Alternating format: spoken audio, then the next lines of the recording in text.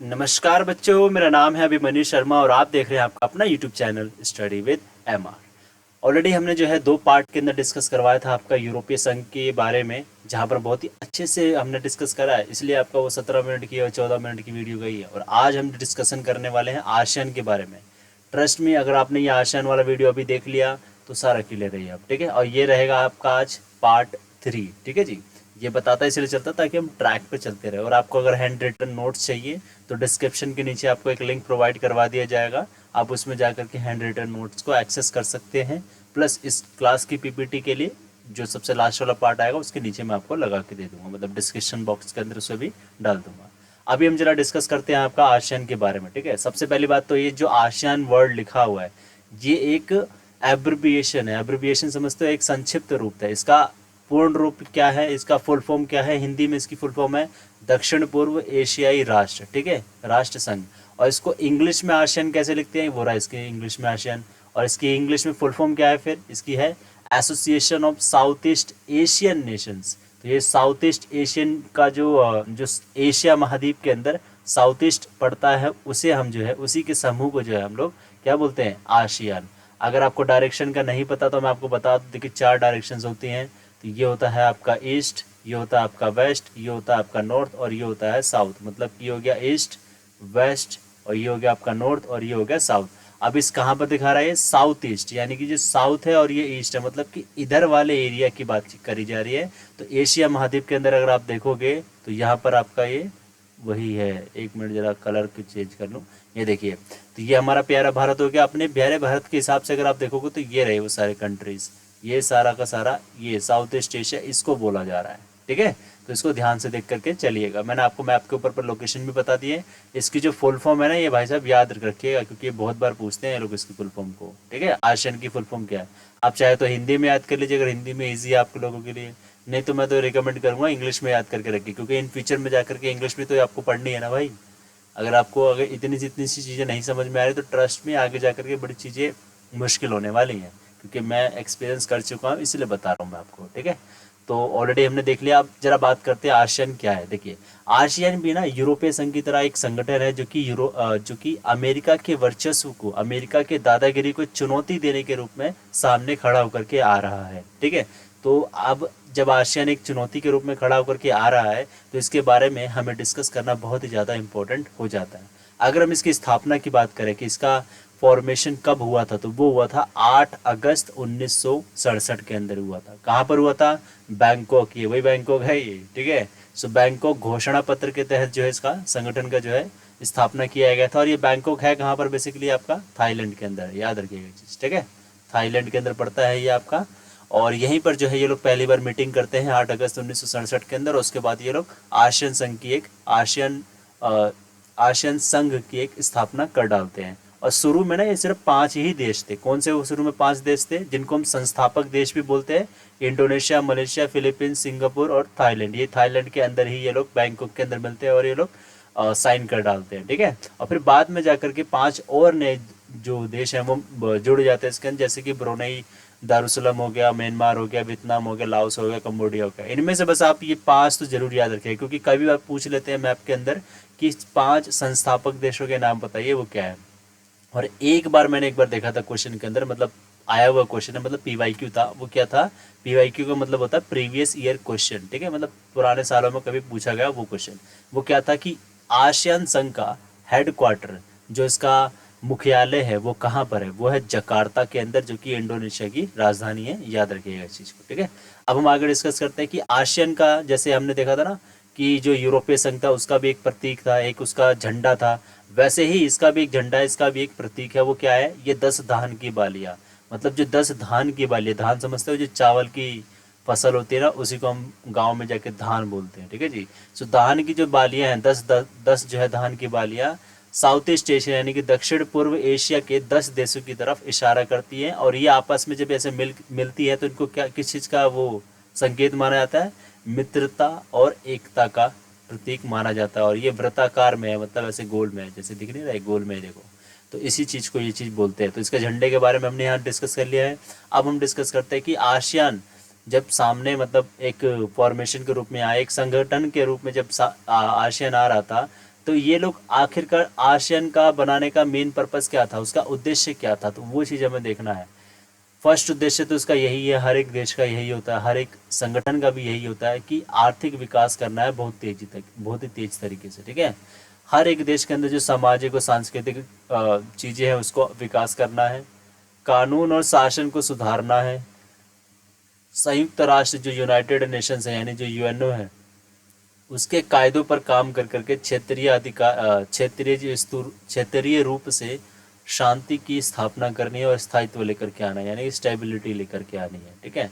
देखिए आपको एक चीज़ बता दूं कि जब कभी भी उद्देश्य आता है ना, तो ट्रस्ट में हर एक देश के, हर एक संगठन के कुछ कुछ मेन पॉइंट्स होते हैं जो कि हर एक में आप डाल सकते हो। वही डाल सकते हो कि आर्थिक विकास करना है, ठीक है, सामाजिक और सांस्कृतिक रूप से विकास करना है, पर्यावरण की सुरक्षा करनी है, विश्व शांति को बढ़ावा देना है। ऐसे कर करके सारी चीज़ें आप लिख सकते हो जो कि सब में ही सेम होती हैं, लगभग सेम होती है ऑन एवरेज। तो यही चीज़ आपका आसियान में भी है, यही चीज़ आपके यूरोपीय संघ में भी है, सब में यही है। अगर आपको कभी अटक जाओ ना, याद ना रख पाओ, तो ऐसे जो कॉमन चीज़ें होती हैं ना उसको याद रख लेना, तब भी आपका हो जाएगा इसमें, ठीक है। अब हम बात करते हैं, एक है आसियान शैली। कभी कभी आपका मैंने देखा कि आसियान शैली को 1 नंबर में नहीं तो 2 नंबर में पूछ लेते हैं कि आसियान शैली का मतलब क्या होता है। देखिए आसियान शैली एक ऐसी शैली है कि इनका एक अनोखा तरीका है जहाँ पर सभी की सहमति जब तक नहीं हो जाती है तब तक कोई भी काम वो नहीं होता है। मतलब क्या कि अगर कोई एक इशू है, अगर कोई एक मैटर के ऊपर बात हो रही है, ठीक है, कोई काम करने की बात हो रही है, जब तक सभी के सभी यानी जब तक 10 के 10 देश उसमें मिल करके हाँ नहीं भर देते हैं कि हाँ जी हाँ हमारी राजी है, जब तक ये हाँ नहीं भर देते तब तक वो काम नहीं होता है। मतलब एक ने भी मना कर दे तो उस काम को मना कर दिया जाएगा। जैसे आपका छोड़िए वो बताना भी सही नहीं रहेगा बिकॉज अभी आपने वो चैप्टर पढ़ा ही नहीं है, ठीक है। वीटो पावर की बात कर रहा हूँ मैं, मतलब कि वीटो जैसे कर देते हैं ना यूरो वहाँ पे यूनाइटेड नेशंस के अंदर, यूएनओ के अंदर, वैसे ही सेम चीज़ आपका यहाँ पर है। बट यहाँ पर हम ये कहेंगे कि इन देशों के पास यानी जो 10 देश हैं ये लोग आपस में सहमति यानी सर्वसम्मति के साथ कोई भी काम करते हैं या कोई भी निर्णय तक पहुँचते हैं, और इसी चीज़ को हम क्या बोलते हैं, आसियान शैली। बड़ा ही अनोखा चीज़ निकाला था इन लोगों ने, ठीक है। बहुमत के लिए बहुमत से लिए गए फैसलों दूसरे पर थोपे नहीं जाते हैं यहाँ पर, ये सबसे इंपॉर्टेंट चीज़ है। मतलब क्या कि अगर 10 मान लीजिए अगर कोई 9 व्यक्ति हैं जो कि बोल रहे कि जी हाँ ये मैटर, ये काम सही है, इसको हमें करना चाहिए, और एक ने मना कर दिया कि भाई हमें नहीं करना चाहिए, तो वो काम नहीं होगा। सिंपल सी बात यही है, और इसी चीज़ को हम क्या बोलते हैं, आसियान शैली, ठीक है। आसियान जो है सबसे तेज रफ्तार से विकास करने वाला संगठन है, याद रखिएगा, सबसे तेज। लेकिन अगर हम अभी प्रेजेंट टाइम में देखें तो सबसे बड़ा आर्थिक रूप से अगर देखा जाए तो कौन है जीडीपी के बाइस में, तो जीडीपी के रूप में देखोगे तो यूरोपीय संघ पड़ेगा, ठीक है। सेकंड नंबर पे आपका जो सबसे जो तेज रफ्तार से चल रहा है वो है आपका आसियान, ठीक है। तो ये चीज़ याद रखिएगा। नेक्स्ट है आपका आसियान विजन दस्तावेज 2020। देखिए जो ये विजन दस्तावेज 2020 है ये काफ़ी इंपॉर्टेंट है। बेसिकली बात ये हुई थी कि 1997 के अंदर ये लोग एक मीटिंग कर रहे थे, ठीक है जी। 1997 के अंदर ये लोग जो है मीटिंग कर रहे थे, और इसी मीटिंग के अंदर इन लोगों ने डिसाइड करा कि हमें जो है ना आने वाले 2020 तक हमें ये सारी चीज़ें अचीव कर लेनी है। हालांकि अब हमारा 2024 चल रहा है, बट आपकी एनसीईआरटी बुक के अंदर इसके बारे में दे रखा है कि हाँ जी आसियान जैसे एक संगठन ने विजन 2020 तक यानी एक लक्ष्य रख रखा था कि 2020 तक हमें क्या क्या अचीव करना है, तो उसके बारे में बच्चों को पढ़ाया जाए। तो आपको इसीलिए हम ये बता रहे हैं, ठीक है। तो ये एक ऐतिहासिक दस्तावेज था जिसके अंदर कुछ खास बातें थी जो कि 1997 के अंदर हुआ था, ये याद रखिएगा, ठीक है।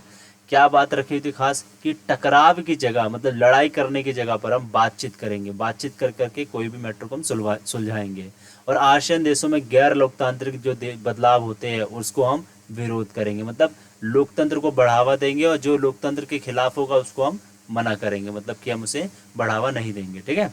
और 2007 के अंदर ये फैसला लिया गया कि जो जो सदस्य देश है ना वो साल में कम से कम जो है 2 बार तो मिलेंगे ही मिलेंगे। कितनी बार मिलेंगे बेटा, 2 बार तो कम से कम उनकी बैठकें होंगी ही होंगी। और फिलीपींस शिखर सम्मेलन में कोई बता सकता है मुझे शिखर सम्मेलन और नॉर्मल सम्मेलन में क्या अंतर होता है, कोई बता सकता है तो प्लीज़ बताइएगा मुझे, ठीक है।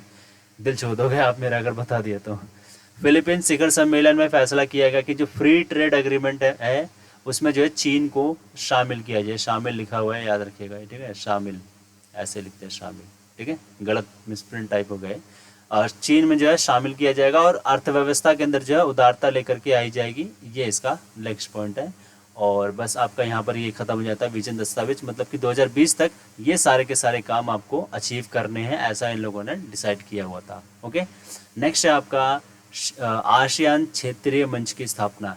यहाँ पर बच्चे ऐसे जो है ना, मैंने देखता बहुत ज़्यादा कंफ्यूज हो जाते हैं और कई बार PYQ के अंदर ये क्वेश्चन भी आ रखा है। PYQ जब भी मैं बोलूँ तो समझ जाए करना कि प्रीवियस ईयर क्वेश्चन, मतलब पुराने समय में आ रखा है पेपर के अंदर। यहाँ पर क्वेश्चन ये आता है कई बार कि आसियान क्षेत्रीय मंच की स्थापना कब हुई थी, तो बच्चे अक्सर इसको 1967 ही लिख देते, जो कि गलत है बच्चों। मैं आपको वापस से बता रहा हूँ, आसियान क्षेत्रीय मंच की जो स्थापना है वो की जा रही है 1994 के अंदर। ये चीज़ याद रखिएगा, बहुत इंपॉर्टेंट है। अभी आसियान क्षेत्रीय मंच होता क्या है आखिरकार, कोई बताएगा? ये बेसिकली एक ऐसा मंच है जहाँ पर जो है आसियान के देशों की सुरक्षा करना, उसके बारे में डिस्कशन होती है, ठीक है। आसियान देशों की विदेश नीति में क्या होगा, तालमेल बना करके रखना है, ये सारी चीज़ें यहाँ पर चीज़ें होती है। तो ये कब हुआ था? ये 1994 के अंदर, याद रखिएगा, इंपॉर्टेंट है चीज़। नेक्स्ट है आपका हमारा जो इस चैप्टर के अंदर से जो दो ही क्वेश्चन है जो 6 नंबर में फंसते हैं, जो 6 नंबर में बार पूछे जाते हैं, वो यही है। एक तो आपका यूरोपीय संघ को प्रभावशाली बनाने वाला जो संगठन के कारक है, यानी यूरोपीय संघ को एक प्रभावशाली संगठन बनाने वाले कारक कौन कौन से हैं या विशेषताएं कौन कौन सी हैं, एक तो वो क्वेश्चन पूछा जाता है। और आसियान से आपका ये आसियान के 3 स्तंभ बताओ, ये पूछा जाता है। बहुत इंपॉर्टेंट है दोनों के दोनों। अभी बता रहा हूँ, इसकी राइटिंग प्रैक्टिस जरूर करके जाइएगा, मतलब लिख करके जरूर देख लीजिएगा, क्योंकि ये बहुत ही इंपॉर्टेंट है, ठीक है जी। सोते नहीं गए, उठ जाओ भाई सारे के सारे। देखिए, सबसे पहला जो इसका स्तंभ है, मतलब इसके अंदर वही चीज़ें हैं कि ऐसी कौन कौन सी 3 चीज़ें हैं आसियान के अंदर जो कि उसको खास बनाती है, जो कि ज़्यादा उन्हें इम्पोर्टेंट बनाती है। तो सबसे पहला है उनका आसियान सुरक्षा समुदाय। उन्होंने एक सुरक्षा रूप से समुदाय बना रखा है जहाँ पर सदस्य देशों को विवादों के बजाय बातों से उनके मैटर्स को सुलझाया जाता है, ठीक है। शांति और सहयोग को ये लोग बढ़ावा देते हैं इसके मैटर में।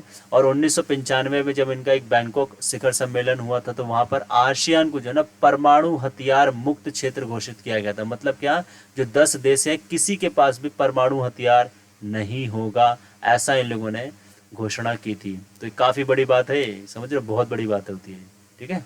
नेक्स्ट है आपका आसियान आर्थिक समुदाय। आर्थिक समुदाय का मतलब पैसे से रिलेटेड हो जाता है, और सुरक्षा का मतलब कि सिक्योरिटी से रिलेटेड है, मतलब सुरक्षा मतलब करना, सेफ्टी। तो यहाँ पर आर्थिक रूप में अगर देखा जाए तो साझा बाजार और मुक्त व्यापार को बढ़ावा देना। मुक्त व्यापार मतलब क्या होता है कि टैक्स नहीं लगाएंगे, सब कुछ फ्री में सारा काम धाम चलेगा। और आर्थिक विवाद को सुलझाना भी काफ़ी इंपॉर्टेंट होता है। जब दो ट्रेड आपस में, जब जो दो देश जो है आपस में व्यापार करते हैं तो बहुत ज़्यादा विवाद भी होता है, तो उसको सुलझाने के ऊपर भी ये लोग आर्थिक समुदाय की स्थापना करके बैठे हुए। और यही इनका सेकंड पिलर है, यानी कि सेकंड दूसरा स्तंभ है ये।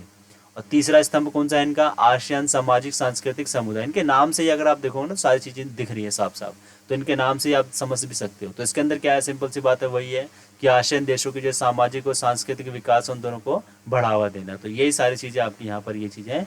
और हम नेक्स्ट क्लास में डिस्कस करेंगे आपके चाइना के बारे में। चाइना काफ़ी इंपॉर्टेंट टॉपिक है, अभी आपको बता दूँ। और अभी के लिए बस इतना ही है। तो thank you so much all of you, thanks for watching this video, have a good day.